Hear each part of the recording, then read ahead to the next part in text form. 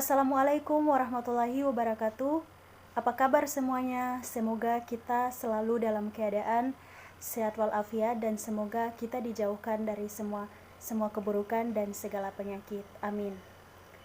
Perkenalkan, saya Sri Wahyuni Abangsa, mahasiswi Manajemen Fakultas Ekonomi. Nah, di video kali ini saya akan mempresentasikan materi dari mata kuliah Perilaku Konsumen. Materi yang akan saya bawakan mengenai dengan keputusan pembelian. Jadi, keputusan pembelian adalah tindakan dari konsumen untuk mau membeli atau tidak terhadap produk tersebut. Jadi, sebelum konsumen memutuskan untuk membeli, biasanya konsumen melalui beberapa tahapan terlebih dahulu, yaitu yang pertama mengenai dengan pengenalan masalah. Kemudian yang kedua, pencarian informasi. Yang ketiga, evaluasi alternatif. Yang keempat, keputusan membeli atau tidak. Dan yang kelima, perilaku pasca pembelian. Jadi keputusan pembelian adalah suatu keputusan seseorang di mana dia memilih salah satu dari beberapa alternatif pilihan yang ada. Kemudian selanjutnya yaitu faktor-faktor yang mempengaruhi keputusan pembelian. Yang pertama yaitu faktor budaya. Di antaranya, budaya adalah kumpulan nilai dasar, persepsi keinginan, dan perilaku yang dipelajari oleh anggota masyarakat dari keluarga dan institusi penting lainnya. Kemudian subbudaya adalah kelompok masyarakat yang berbagai sistem nilai berdasarkan pengalaman hidup dan situasi yang umum. Selanjutnya, kelas sosial adalah pembagian yang relatif dan menjenjang dalam masyarakat di mana anggotanya berbagi nilai minat dan perilaku yang sama. Selanjutnya adalah faktor sosial, yaitu kelompok adalah dua atau lebih orang yang berinteraksi untuk mencapai tujuan pribadi atau tujuan bersama. Yang selanjutnya, keluarga adalah organisasi pembelian konsumen yang paling penting dalam masyarakat seperti suami, istri, dan anak-anak. Yang selanjutnya adalah peran dan status. Maksudnya adalah peran terdiri dari aktivitas yang diharapkan dilakukan seseorang yang ada di sekitarnya. Setiap peran membawa status yang mencerminkan penghargaan yang diberikan oleh masyarakat.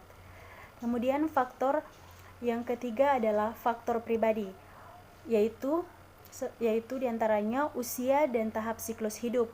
Membeli juga dibentuk oleh siklus hidup keluarga mengenai tahap-tahap yang mungkin dilalui keluarga sesuai kedewasaannya, dari usia muda, usia pertengahan, dan usia tua.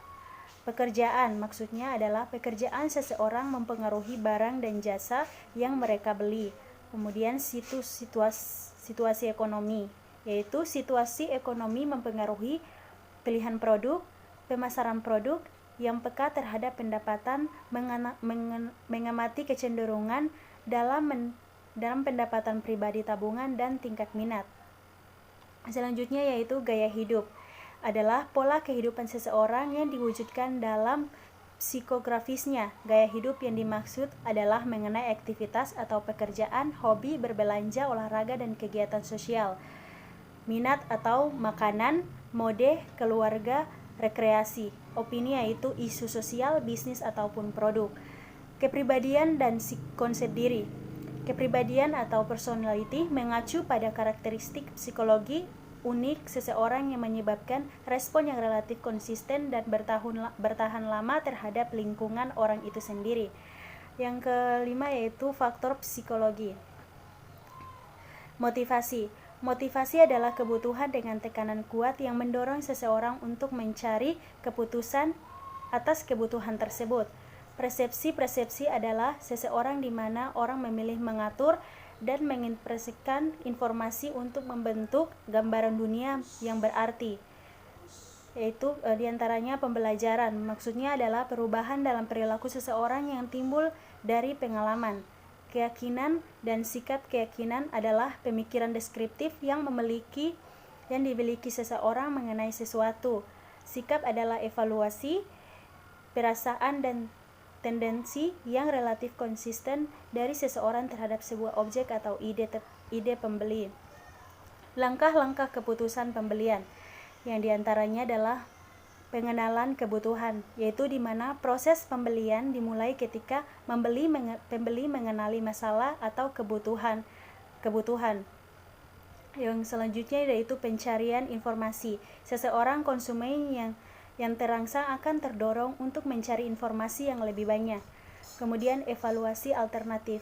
Tidak ada proses evaluasi tunggal sederhana yang digunakan oleh semua konsumen atau oleh satu konsumen dalam semua situasi pembelian. Kemudian selanjutnya adalah keputusan pembelian. Dalam tahapan evaluasi, konsumen membentuk preferensi mereka, produk yang ada di dalam keputusan pilihan mereka. Konsumen juga dapat membentuk niat untuk membeli merek yang paling disukai. Selanjutnya perilaku pasca pembelian. Tugas pemasar tidak berakhir saat produk dibeli oleh konsumen, melainkan berlanjut hingga periode pasca pembelian. Materi selanjutnya yang terakhir yaitu indikator keputusan pembelian, yaitu diantaranya adalah terdapat pembelian produk atau jasa, pemilihan produk atau jasa. Kemudian pemilihan produk atau jasa adalah alasan mengapa konsumen memilih produk atau jasa untuk memenuhi kebutuhan. Kemudian pemilihan merek, yaitu bagaimana suatu merek memposisikan dirinya di dalam bentuk konsumen yang meliputi citra, image merek yang unik dari sebuah produk atau jasa. Pilihan waktu. Waktu adalah salah satu unsur terpenting bagi konsumen untuk membeli suatu produk atau jasa. Kemudian yang terakhir yaitu pilihan metode atau cara pembayaran. Konsumen harus mengambil pilihan tentang metode atau cara pembayaran produk yang dibeli. Mungkin itu saja, sekian, lebih dan kurangnya saya minta maaf. Sampai jumpa.